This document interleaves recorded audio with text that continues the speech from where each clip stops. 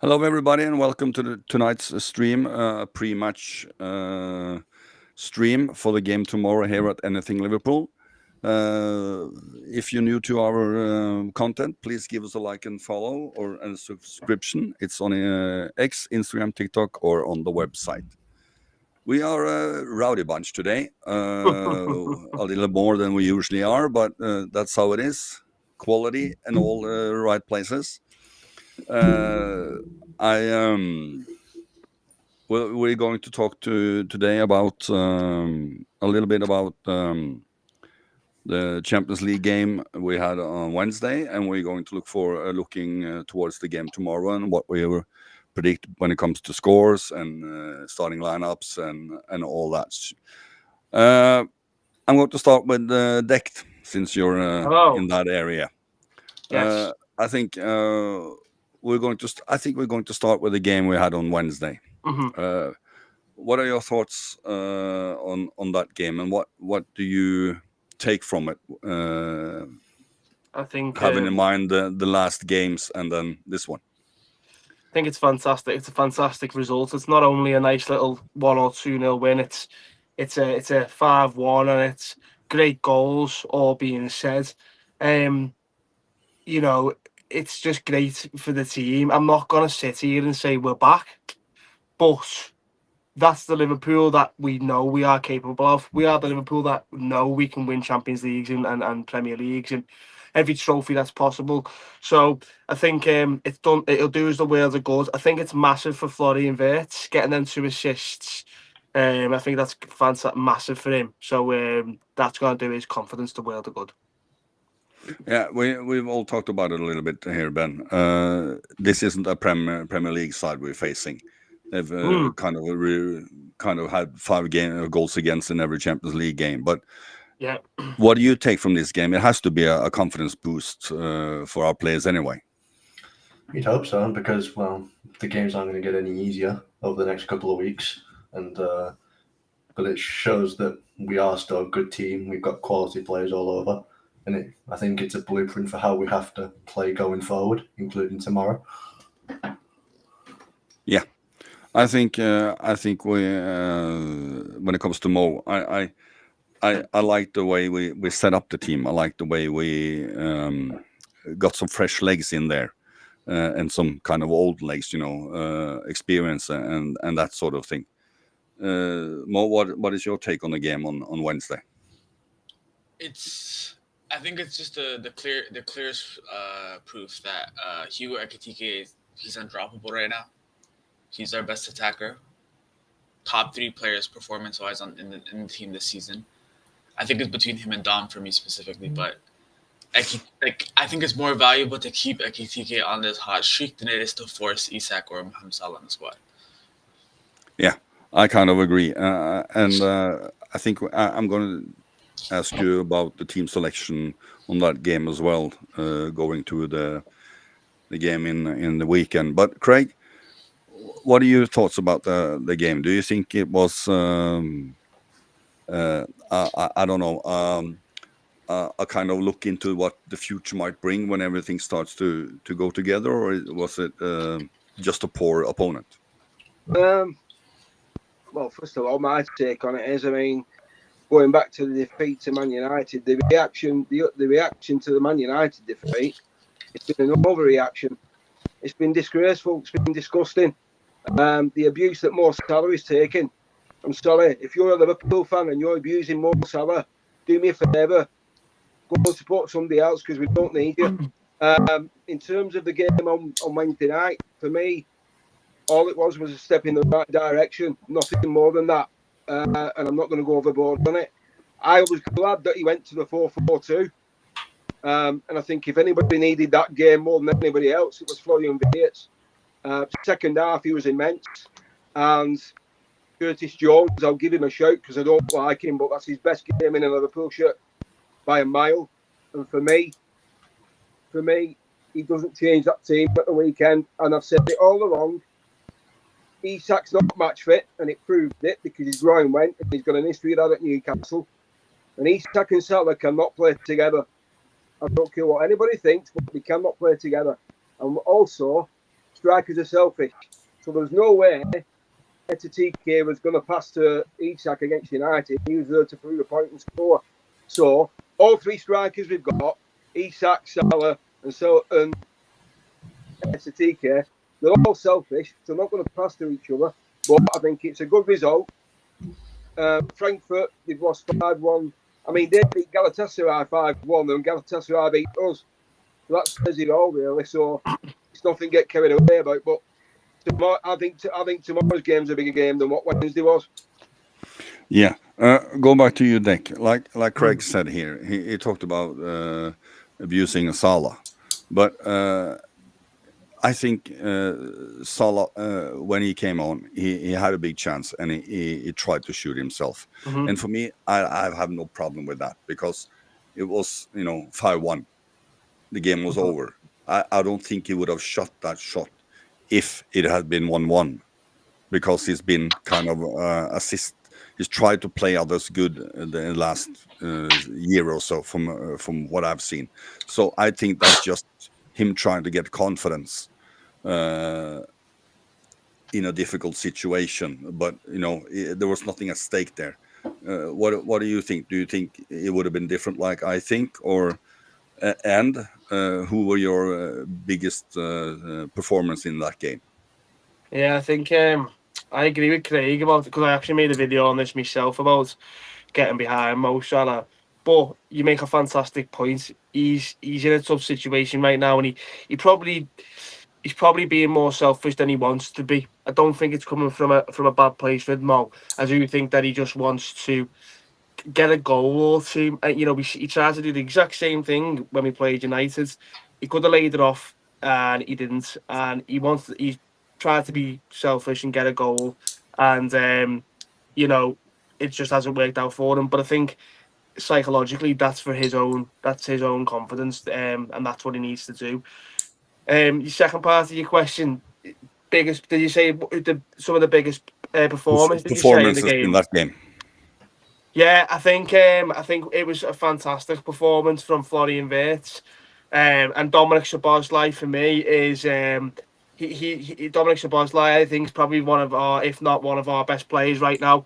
And I think him and Florian Wirtz and Curtis Jones all played exceptionally well in that midfield, considering the midfield's been one of our areas where it's been a little bit rocky, whether that's down to injuries, whether that's down to the poor form of Alexis McAllister, which is mad to say because, he's one of the best midfielders in the world on his day. But I think I agree with Craig. We don't change the team for the weekends. That midfield three stays the same with Szoboszlai and Curtis Jones. And just before I finish, just a quick shout out to Andy Robertson. I think he done exceptionally well. That ball to Ekitike, that was something that you would see from a Jordan Henderson. That ball along the ground, just straight through, cut through the lines, and Ekitike's there to finish that off, and that's what we've been missing up top. I agree. You, Ben, do you think it was kind of because we played with two more holding midfielders in the game on Wednesday? Do you think the tactical disposition from Slot is a key here, or is it just that the team are finding their way a little bit more? And who were your favorites from man of the match or good performance in that game? Like Dave said, Robbo was a standout. I think he's had a good game. He's actually been a lot better this season than he was last season. I'll give him credit for that. I did like Jones as well. Jones, I think, could have been man of the match along with Szoboszlai or Wirtz. And Ekitike, of course, he's always going to be a fan favourite of mine as well.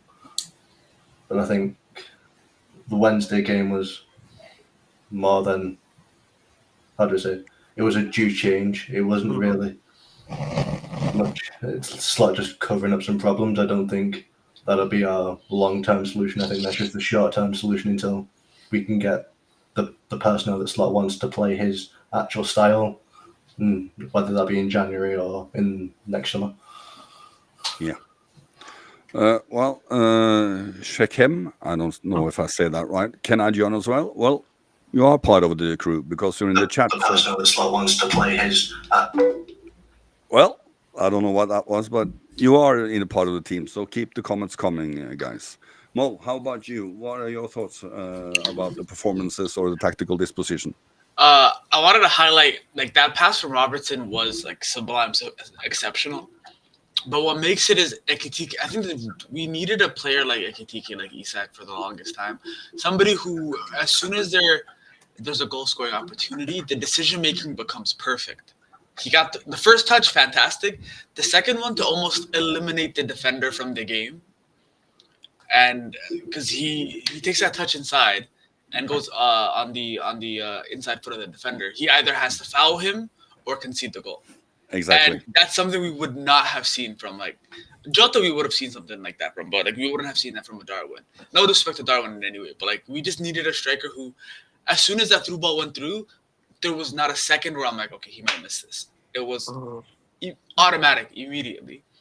I think the only change we need to make for Brentford, if Gravenberch is healthy, I think you have to bring him back to the squad. He's one of those undroppable players if he's fit.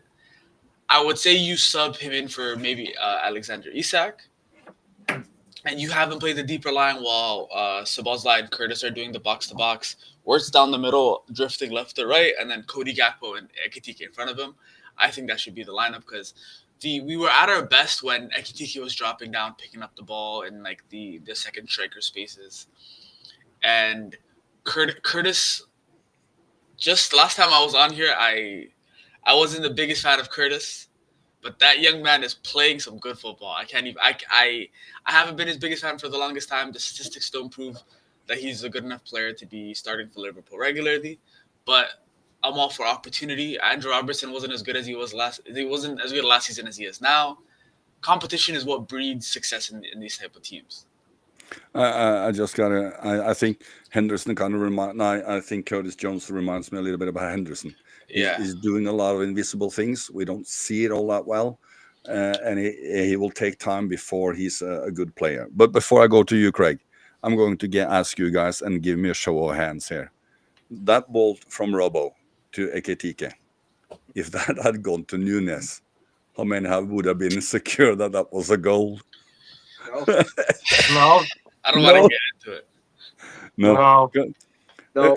And then the reason why I say it is because, like you guys pointed out, when he got the ball and he got in front of the defender, I wasn't worried. Like we've always been with certain players.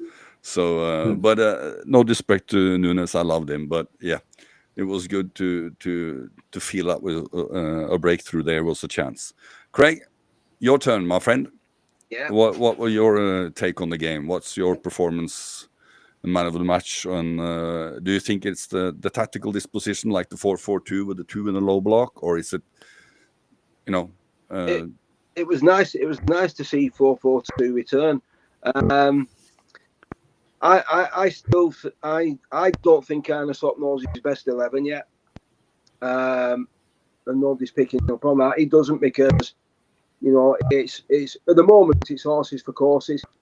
I would stick with a 4-4-2 as well tomorrow. I wouldn't revert back to what we've done because if you look at the last game before Wednesday night, we played a midfield 3, and then we went from a midfield 3 to a midfield 2, and we know what happened after that.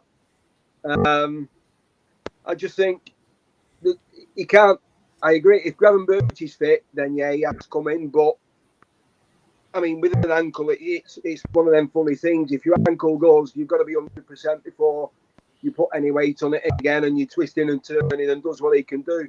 So, unless he's performing in training like he normally has, then I wouldn't even risk him tomorrow. It's too big a risk. So, I was pleased with how we played. The most important thing for me was we got a win. We got some confidence back, but I was disappointed about how easy we were to play through again. 4 passes and they scored off it. I mean, the goal was a bit fortunate. He went in off the post. But I'm sorry, but those 4 passes, they were too easy. It was schoolboy stuff. You teach that at under 8s, close them down. And the thing is, for me, as an ex-coach, we're not closing down quick enough. There's no press. There's no desire. I mean, obviously, we got a reaction from the Sunday game. But tomorrow is a different kettle of fish because it ain't going to be easy, believe me. The last thing I think I want to talk about is before we go to tomorrow's game and predictions and lineups. Salah didn't play or didn't start. Sorry. Do we think that is because he was rested for tomorrow's game, or No. is it? Do you think it is because? Do you think it is because of the tactical? The 4-4-2. I'm going to start up top on deck again. Why do you think he didn't start? I don't think it's anything to do with the game tomorrow with Mo Salah. I think it's to do with the fact that Mo Salah needed a break. If Arne Slot would have played Mo Salah from the start, it's just not good for the team overall right now. And that's nothing against Mo Salah. I love Mo Salah and made a video yesterday how we have to defend Mo Salah. He's been the best player I've ever seen play for Liverpool Football Club. But I don't think it's anything to do with resting him for the game tomorrow. Mo Salah can play 90 minutes 2-3 times a week. It's who he is. But Slot has been pretty clear he will never kind of drop Salah. No, I don't think he's been dropped. I just think it was the formation. I think the 4-4-2. I did say it'd be lovely to see like an Ekatike and an Isak up top in that two.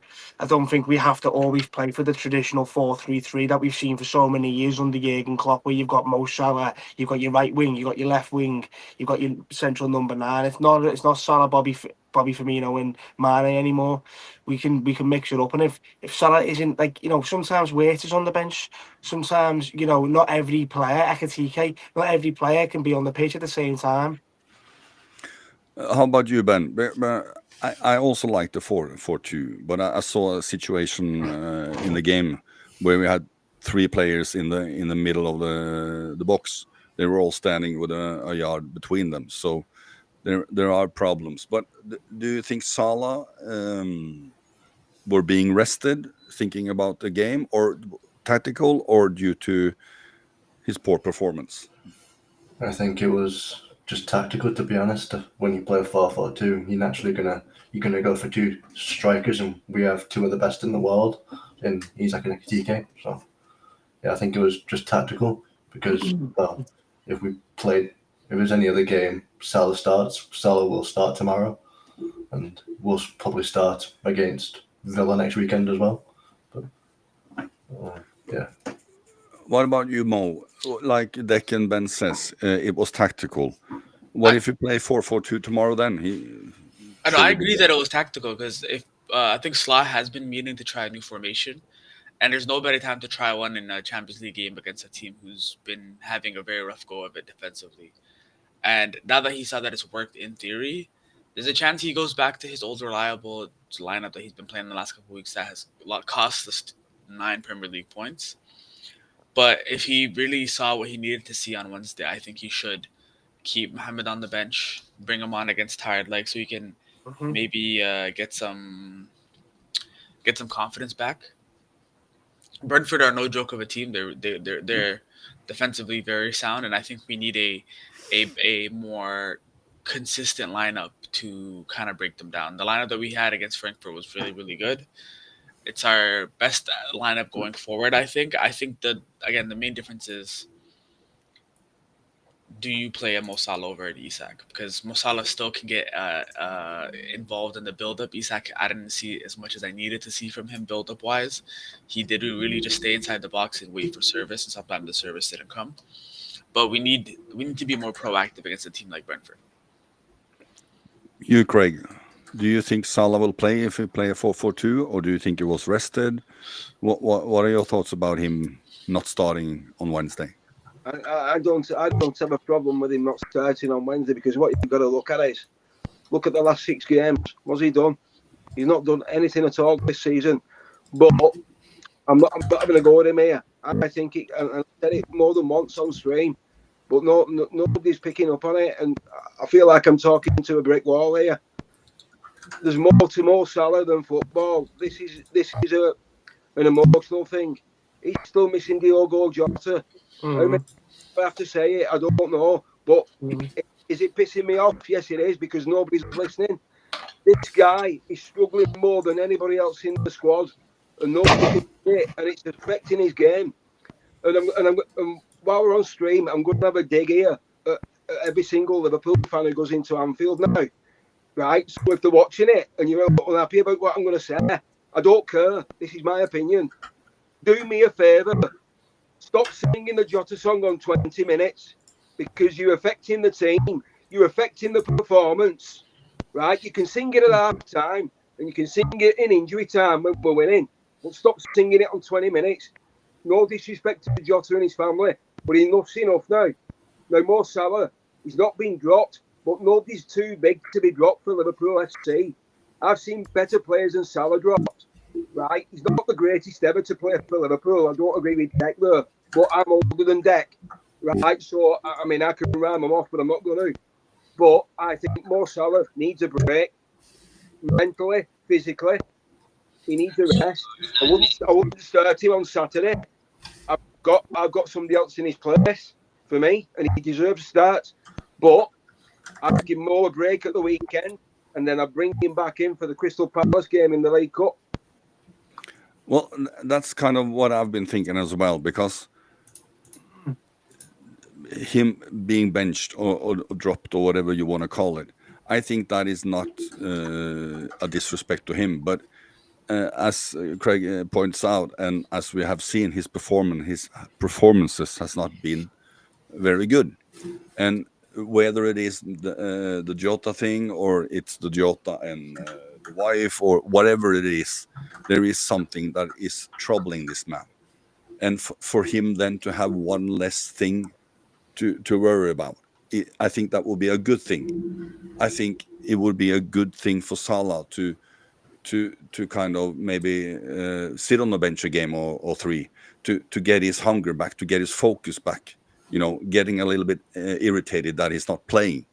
You know, and then get the focus that way instead of playing 90 minutes and be more frustrated that things don't work.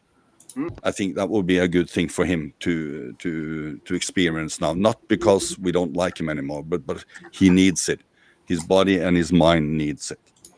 I think we're going to drop that now. I think we're going to go to the game tomorrow. And as I've said earlier, for people, if you're new to anything Liverpool, please give us a like and a subscription or a follow. It will be very funny, good for you to follow us. We are a good bunch and say stupid things all the time. But yourself. yeah, I've learned from someone, Dex, so that's okay. But I think we're going to start with the easy one here. I'll start at top again, Deck. Yeah. What is your team selection, and do you think we will play a 4-4-2 or go back to the old ways? I think we'll play a 4-4-2. I think Mo Salah's on the bench again. I don't think he starts. I'll run through Milano quickly. Obviously, Mamardashvili in goal. I think right back, Jeremy Frimpong he's not 100%, so I think it's going to be Conor Bradley. Kanate, Van Dijk, and Andy Robbo. I think it's only fair that you play Andy Robertson. In the midfield, I think it's going to be a diamond. I don't think it's going to be a left and a right mid. I think it'll be Kurt Jones, Szoboszlai, Florian Wirtz, and Cody Gakpo. Florian Wirtz, Cody Gakpo, and then Jones and Szoboszlai, or however they want to integrate that into that diamond. And then up top it's Ekitike and Alexander Isak. If he is 100%, there's obviously no guarantee. And if not, I'm sure we'll see a Federico Chiesa or maybe a Gakpo and a Chiesa drops into that midfield. But yeah. Will you have any? If we go back to the old ways, do you think there will be? Do you think then Salah will play, and do you think there will be changes in the way you predict the lineup? I think if it's a 4-3-3, how we would normally line up, I think it'd be probably Mo Salah will play just because he's our best right winger. I don't think Frimpong can play there. I don't think he's 100%. You can maybe make an argument for Chiesa and then Gakpo and then Ekitike down the middle. say Isak's not. That might be the case if Isak's not 100%. So it might be like a Gakpo, an Ekitike, and a Salah or a Chiesa. For me, I'd love to see Federico Chiesa start. You know, just like you said, let Mo Salah get that hunger back, bench him for a game or two, help him get through that rough period, and play Chiesa. He's just one standard charter player of the month. So, you know, why not? Why not? Ben, the same questions to you. What are your predictions when it comes to lineup tomorrow?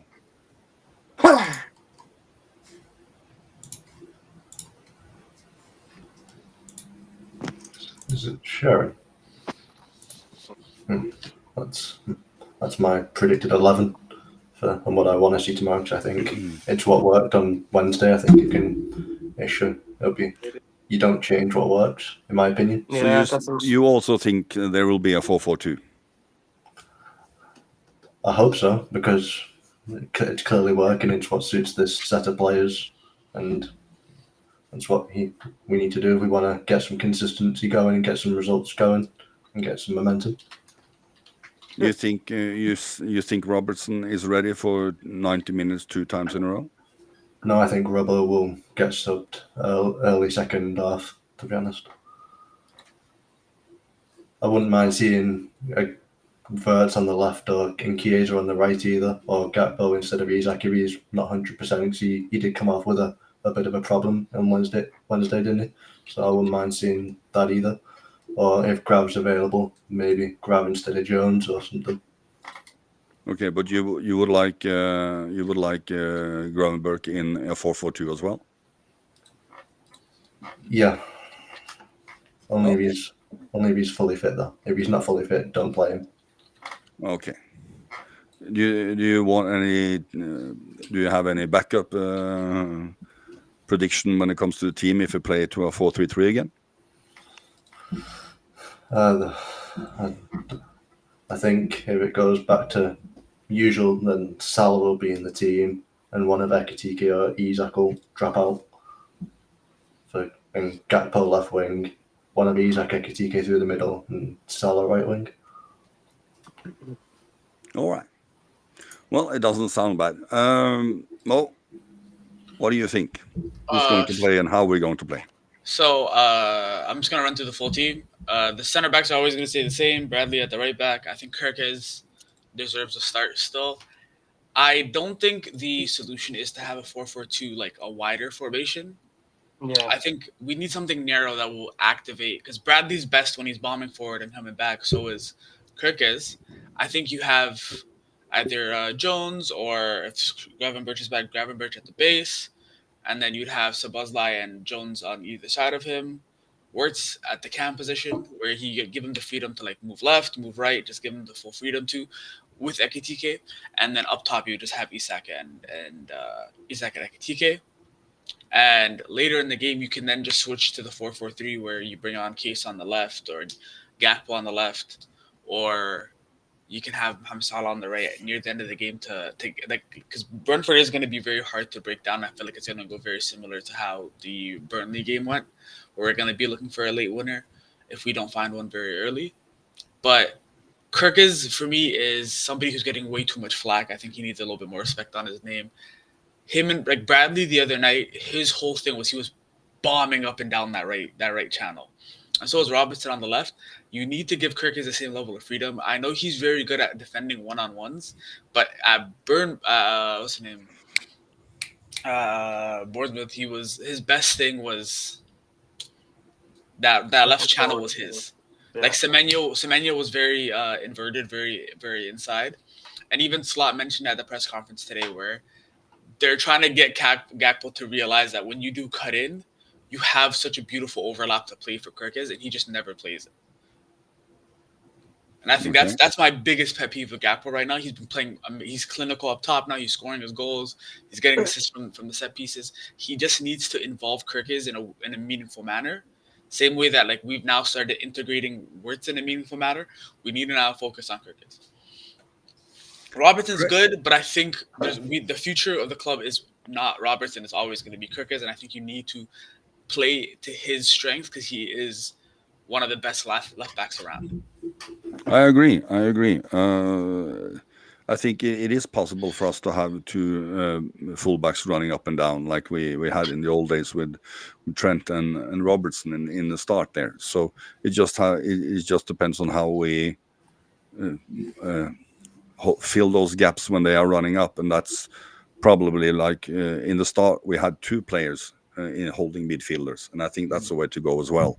Yeah. Craig, I'm very excited to hear what your thoughts about this. Do you think it will be a 4-4-2, 4-4-3, 4-3-3, or what's your prediction when it comes to setup and players? Well, knowing how many slots he could switch like he does at any time. For me, I'll leave this team as it is. On fight change. Obviously, the back four at the minute picks itself. Canate, Van Dijk, Conor Bradley. I wouldn't start Frimpong, and I wouldn't start Kirkes, because Kirkes for me, I don't agree with what Moore said. We've got to give Kirkes more credit, my view. I think at the minute with young Kirkes, he's only young. He's the best left back in the Premier League last year, but I don't think he's come to grips with yet of the club he's playing for. He's moved from Bournemouth to one of the biggest clubs in world football, and I don't think he realises who he's playing for yet. And I think he's still learning his trade. So I'd have him on the bench, and I just said to him, right, you watch Andy Robertson now and learn from him.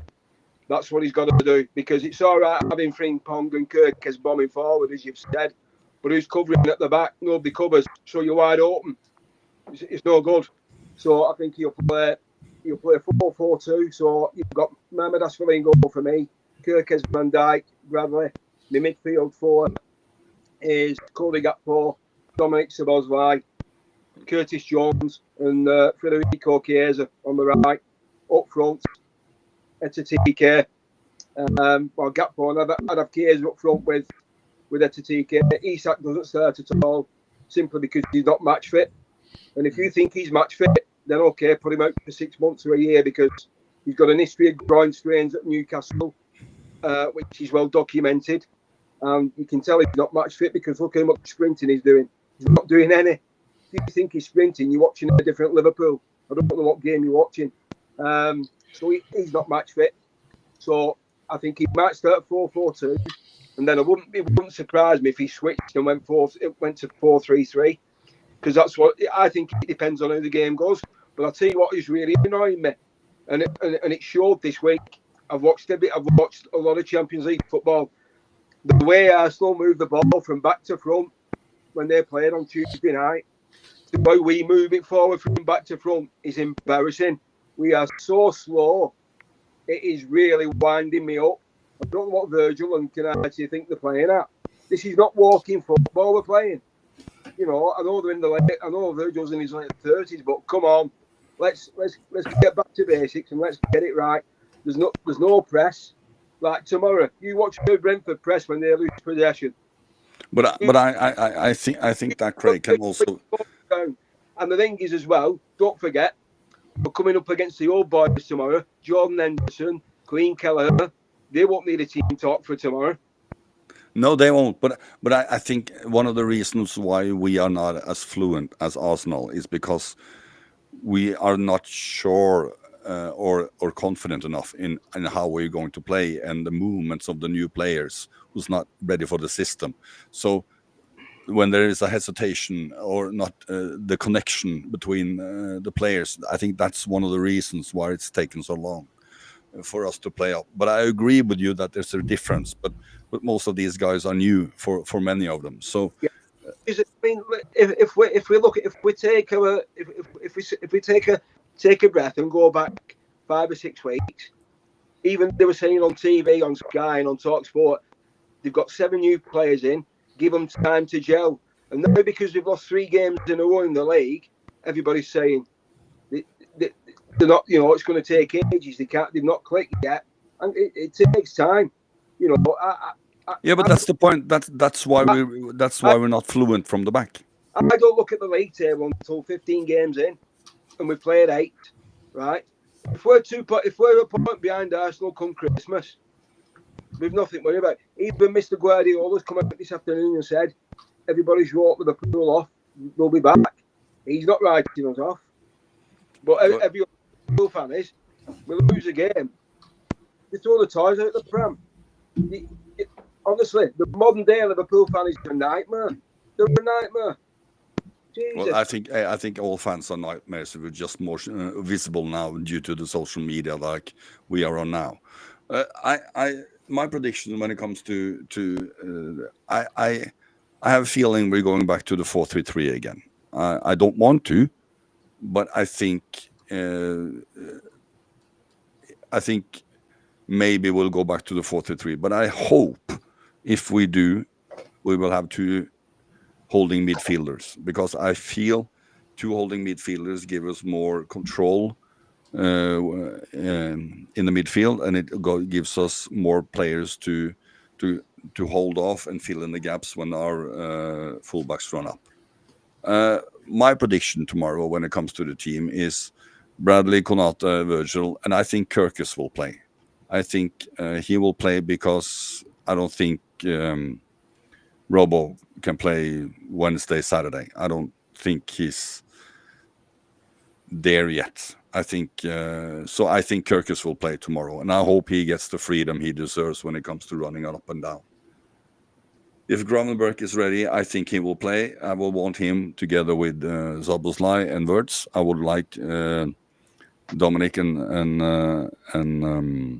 Gravenberger to be a more holding position and have Wirtz flying around like he did the last 20 minutes of the game on Wednesday. I also don't want Salah to start tomorrow, so I would like to have Chiesa on his position. I know that's not going to happen because for some reason Chiesa is not an option in Slot's eyes when it comes to starting. I agree. Sorry? I agree. Why is nobody questioning that? Well, I'm questioning that. He must have dinged his car, or No, I think I have the answer. I might have like a reason. Okay, what's that, Mo? I don't think Case is he is a hard worker, and those attributes are best. He always looks so good because he comes on in a very late game where we need him desperately against very tired legs. Yeah, but every good player can do that. You know, I know, but with Case, we've seen him play like full 90 minutes.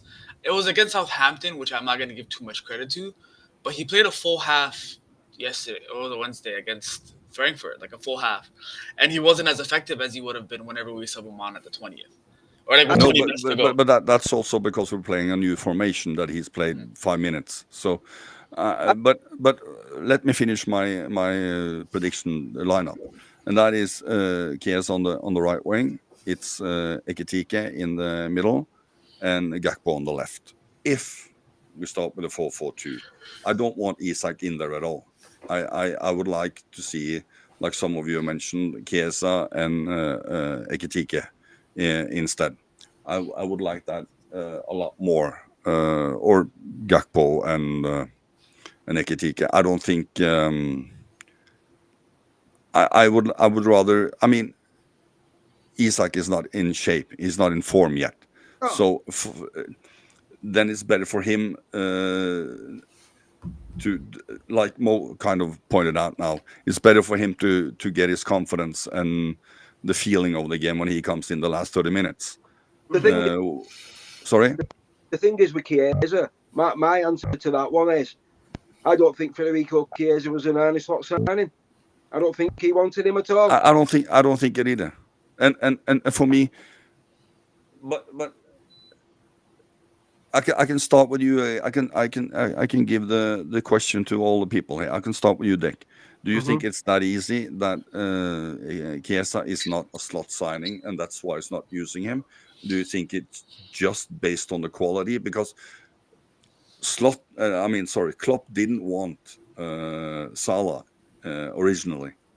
We saw how that went. And I mean, if you're slot, if the only player you're handed when you take a new job is a player like Chiesa. I mean, he had a rubbish season last year because of injuries and no preseason and everything. But now he's on equal terms. And do you think it is just because I didn't want you, or do you think it is because he just isn't good enough in his eyes? I think it's down to the fact that Arne Slot wasn't banking on Chiesa being as popular or as effective as he has been. I think they've come to Arne Slot and said, look, yeah, Federico's available. He's been like, okay, whatever, and he's probably looked at him as a bit of a fringe sign, like an half a mellow. He's not going to do nothing. He'll have 2 touches of the ball and then he'll leave. And he hasn't. Whether that's because we had to sell other assets like Luis Diaz and Darwin Núñez and stuff like that, maybe that's why he stayed around. But I think Slot was just banking on him just not doing anything at all. And he's become so popular, he's become so in demand by the fans. I think Arne Slot's been left with a bit of a problem where he either takes the risk and he plays him because he may not be as good as a Mo Salah or a Cody Gakpo, talking just in general now. Or he takes a risk and he doesn't play him and we're performing poorly, and then he brings him on with 10 minutes to go and he scores a goal, gets an assist, everyone goes crazy and starts singing his song. So Arne Slot can't win. It's a catch-22 for Arne Slot. But I just think I just don't think it's because he thinks he's shit or he didn't want him. I just think he weren't banking on him being as good as he has been when he has come on and he's been effective at the end of the day. What do you think, Ben? Do you think? Because as Dick kind of says, he has a dilemma here, and if he plays him just because the fans like him, that kind of maybe he will see it as an undermining of his position, of his role as manager, or if he leaves him out. I mean, do you think it is quality based everything, or is it just out of necessity because he doesn't have anyone else, or is it just because he didn't want him? Well, when we signed him last year, it was a huge market opportunity. I mean, we got him for 10 million, didn't we, at the end? And this is a player who was not too long ago 100 million. So obviously it's something you can't pass up on. But we bought him in as a backup for Salah, and that was the idea.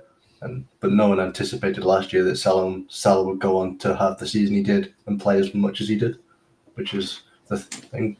And like Deck said, no one anticipated Chiesa becoming so popular so quickly. So it is it is kind of like catch-22, but at the same time, you've got to play him because he's clearly in form, and Salah isn't in form. That's the facts. You've got to play the informed players to win games, and Chiesa's in form. But that's the point. I mean, no one had arguments that he should push out Salah last year because there was no reason for that to happen. But when the player who's holding his position in the field, like Salah is so out of form, and he performs. I mean, Jones doesn't play much. I mean, he's not seen as a starter for Slot, but he got a game now on Wednesday as a starting, and he's and Chiesa is still out. I mean, it has to do something with your one, motivation, and two, I mean, how do you feel? I mean, Mo, do you think this is just petty from Slot, or do you think it is because he's unlucky to be meant to be playing in Salah's position where the competition is so big? I think pettiness is a for sure thing. Slot, like almost any other manager, does have his favorites. Like even when Cody wasn't performing at his best, Cody was still getting minutes up top, and like obviously now he's making good on it. But yeah, there's some times where I'm like, even like when Frimpong was just sitting on the bench rotting away, I'm like, he was like a top level right back last season, but you still want to play Connor Bradley because Connor Bradley's his favorite, or Sabazla is his favorite. And sometimes you get it right, but with situations like Chiesa, he's completely getting it wrong. I also think as much as Chiesa is as effective as he is because he's always coming on late, he is undoubtedly performing better than Mohamed Salah is right now. Because with Mohamed Salah, if he's not really scoring or getting a direct assist, he's not really affecting the game in a serious way. While Chiesa is very good at the link-up play, and he's getting other people involved, and and he's hard. He's working way harder than Mohamed Salah is, and I think that just due to loyalty that Salah has to have for Mohamed Salah for delivering him a World Cup in his a Premier League in his first season, he's letting Keita go to the wayside, and I think it's remarkable that Keita isn't already getting frustrated and getting upset with the team for treating him the way that he's been treated so far. But I think Chiesa is he has a higher work rate, as you said. He's running on everything, and I think when it comes to, I mean, I think he, like Salah, can be invisible in long periods of the game. And then suddenly get an assist or a goal, or I think they're very similar in that sense of the game, and I think that I can't see why he's being benched other than pettiness. Yeah, I agree. Yeah, I mean, and Craig, what about you? I mean, the thing is, what you can't question it here. Even Ali McCoy mentioned it during the game on Wednesday night. Federico Chiesa's attitude is exemplary. Exactly. Exemplary, even in training. Now, for me, if Chiesa doesn't start tomorrow, I don't know what the lad has to do to get a start. Because if you go back to 2020, he was worth £80 million. He basically single-handedly won Italy the Euros at Wembley. He was immense in that tournament, right? If I'm Federico Chiesa and I don't get a start on Saturday night, I'm banging on his door on Sunday morning asking for a transfer. But yeah, I'll talk to you later. It's okay. It's in the private chat. But the point is that playing into Slot's hands? No, because he doesn't want him here anyway, and he gets frustrated and he asks to leave. He signed a 4-year contract, but he doesn't. It's clear he doesn't want him. And if they can get 15 million for him in January, he's gone. But telling you, he's got January. If somebody offers 15 million from Italy in January, Chiesa's gone. They won't even blink. But then we are even one more player on that side less. That's how everybody feels then, because Salah is in the twilight of his career now. But Ben, I'll stop with you then. If what Craig says is true, do you think that only happens if we get Samoa in, or he will go either way? I don't think he'd go in January because, well, that'd just be stupid. Any player we want, we're not going to get in January, unlikely. And we did the same with Nunes in a way where we rejected 70 million from Saudi for Nunes in January. That could have got us Kvaratskhelia. But so I don't think we'll do it. What do you think? Do you think he'll be sold if we get a good enough offer, or do you think he will stay till the summer no matter what? Due to, I think he'll stay. I think he'll stay. As much as I agree with what Craig said, I don't think Arne Slot cares for him much. And if an offer come in, he'd sell him. He wouldn't. It's not a case of whether they have to think whether they would sell him or not. I think Chiesa is on the table regardless. But we are not in a position where we can afford to sell him. Like Ben said, if we can get a Kvaratskhelia in, he's at PSG having the time of his life. It's not going to happen. Mo Salah is in the twilight of his career, and I think if we do try and, it's not necessarily Chiesa's a sell replacement. I think he's always on the table, and if an offer comes in, it'll come in. But we're not going to sell him in the middle of the season when we're already short on that right hand side. It's just if we do sell him in the summer, you're not. Who are you going to play? Frimpong right wing, and it's just not plausible. We would have to. We need to start now. We need to really work on this right hand side, and whether we bring someone in for Salah and Chiesa stays for a bit longer and he's the backup for that player, then who knows? But I think he'll stay. But I do think, let's not get it twisted. you know, if 20 million come in the summer or for him, he's gone. You know. Yeah, I don't think the right side will be addressed before the summer anyway. I don't think No. they will do any No. business there in January. If not, somebody comes for free out of nowhere and drops from the sky with everything. But I think we're going to finish off with a score prediction, and we're going to start with Mo on this one. Score prediction, and do you have goal scorers for us, Mo? 3-1. Joe Gomez hat-trick. I'm joking. But no, 3-1. I mean, Mo, if that happens, I will crawl from Norway to you. But yeah, 3-1. I think we get our first Wirtz goal. He got an assist. He's confident should be back. Goal from Wirtz. And a brace from Ekitike. And I think Jordan Henderson scores against us. I see the headlines. I see the future. I think Jordan Henderson gets one against us. Or an assist on a set piece. Yes, or an assist on a set. He somehow gets involved in the goal against us, but 3-1 is the prediction for me. Ben, how about you? What's your score prediction and goal scorers? I've gone for a 2-1 Liverpool win.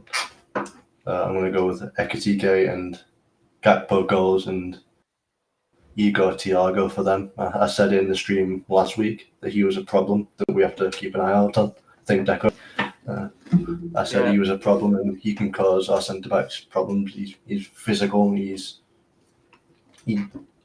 does things that centre backs don't like, and he's clinical and he's good in the air. So I think he'll score for them. I'm going to ask Craig now. What's your score prediction and goal scorers? I agree with Big Stephen. I think we'll win 2-1. Even though he did great impression of Ruben Amorim getting the tactics board out earlier, showing the lineup. I mean, we don't need any Manx on here, mate. Don't start like Kepa. You know. But I think we'll win 2-1. I do think we'll concede, which is annoying me because we forgot how to defend, basically. We can't defend corners. We can't defend set pieces. I think Raheem Keller's going to have a worldie tomorrow. And I think John Henderson's going to show what we're missing. I think he's going to turn the clock back tomorrow. Scoring for us, I think it's going to be the young 22-year-old Frenchman, Ekitike. And I'm going to go for Dominic scoring again because I think he's in a rich vein of form. I don't know what Mo's sticking in his coffee or drinking in his coffee, but if there's more chance of me walking straight than Joe Gomez scoring 3 goals.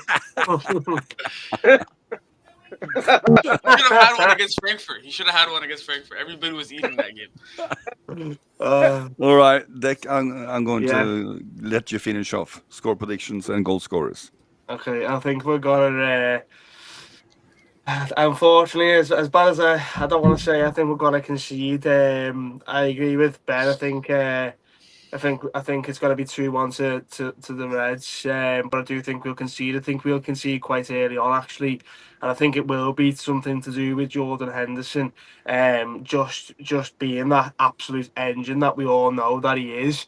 Jordan Henderson was a really fit football player when he left Liverpool Football Club. I remember in the summer he posted a video of him and how he'd almost transformed himself and he'd locked in and he was really, really fit. And then it comes out that we sell him, and he leaves the football club. And I think he's been a bit of a miss, really, as old as he's getting on and stuff. And people say, "Oh, it's Jordan Henderson." He's still an absolute engine. So I think he'll get an assist tomorrow. For Brentford, who will score for Brentford? Who look. Like Ben made a fantastic point. I don't know. I haven't watched enough of them, but I think they will. I think we will concede. For Liverpool, I'd love to see Dominic Szoboszlai get a brace. I think he absolutely deserves it. I think if Szoboszlai doesn't get a brace tomorrow, it'd be nice to see Wirtz get off on the score sheet. Like you said before, two assists through the week. But I think the Wirtz Szoboszlai combination's been looking, it was looking good on Wednesday night. So I would love it. Dominic Szoboszlai for me is our best player right now, and maybe that's just the fan in me, but I would love Szoboszlai just to get like 2 absolute fantastic goals. He hits them outside the box and he scores a great brace. If not, you know, get involved somehow, maybe lay one off for Wirtz as well. But yeah, 2-1 to the Reds. Well, I usually don't do predictions, as I said, but I've been inspired by you guys, so I'm going to do one. I also think 2-1. I think we will concede as well. I think if we score first, I think maybe we can prevent from conceding. But as long as it's 0-0, I think we will concede. I think or hope. Wirtz from a free kick, and Ekitike probably on a header from another set piece. We got 2 set piece goals against Frankfurt, so now we're the new Stoke in town. So I think we're going to get 2 set pieces and 2-1, but probably hopefully 2-0 if we score first. But we usually don't do that. So I think we're going to wrap it up today, guys. We're going to have a good game tomorrow, hopefully. I will thank everybody on the stream and everyone watching, and I hope you will give us a like and follow and subscription for upcoming streams and events. I will thank my co-hosts, Dek, Ben, Mo, and Craig. Wonderful chat with you all, guys, and good luck tomorrow. Goodbye. Take care, guys.